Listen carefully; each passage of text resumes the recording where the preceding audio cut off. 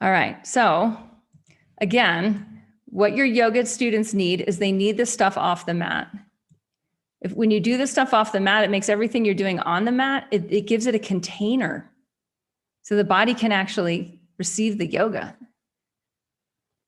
So that the subtle anatomy can start to wake up, right? So experiences like this can become more of steady states instead of just like a peak experience after Shavasana.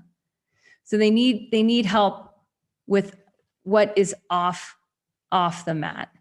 And the habits, actually, I've written them in a few different ways here. Let me find, these are the 10 habits that we guide yoga teachers to coach in yoga health coaching. Early or later dinner, early to bed. It's all just dinacharya. It's all just the daily rhythm. It's always been around. Starting your day right, which includes hydration and elimination. Breath body practices, that's where yoga fits in, and pranayama. Healthier eating guidelines, that's basically intermittent fasting at this point for most adults, like getting meal spacing, getting space so their cells can digest. Meditation, number 8, number 9, easeful living, that's so their mind has space. Right? Because remember, chronic inflammation is just the number one thing with chronic inflammation you want to remember is it's just too much. There's either too much coming in the mind or too much coming in the body.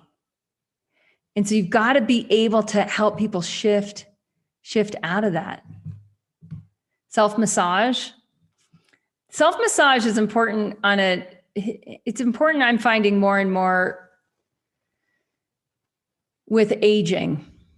Like oil saturation and aging are just like, they're panaceas for each other. It's amazing. It's amazing. And I'm noticing it personally because my body's changing a lot right now. I'm pitta kapha. I'm going towards perimenopause.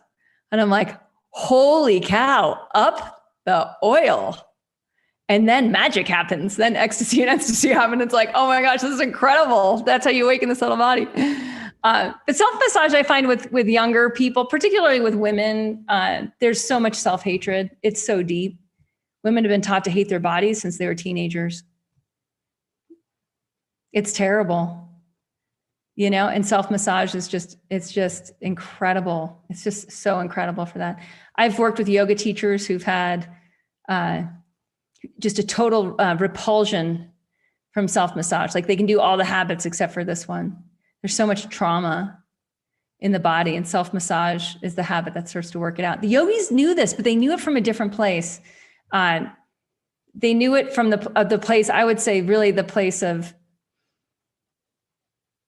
using hands to heal, like becoming free. That word svatantriya, like becoming completely free because you're the caretaker of the body with your own hands.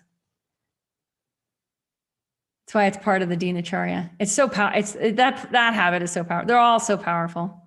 They're all so powerful. And then sense organ self-care, that's never been more important than in the age of screens and processed food. So being super aware of what comes in through the senses. So the yogis have always known this. The yoga teachers have always done this until we imported yoga into the Western world and we left behind the roots. So all we're doing in yoga health coaching is saying, like, bring it back. Let's just bring it back in. And when you do, the crazy pants part of it is you can make great money, right? And isn't that cool? Isn't that a nifty little synergy? I find it really is a nifty little synergy. It's like you don't have to try to get 100 people watching your Zoom class or whatever in order to make a decent living. Like you just need a small group of people and you need a process to awaken them to what's possible, to get them to invest in what's possible,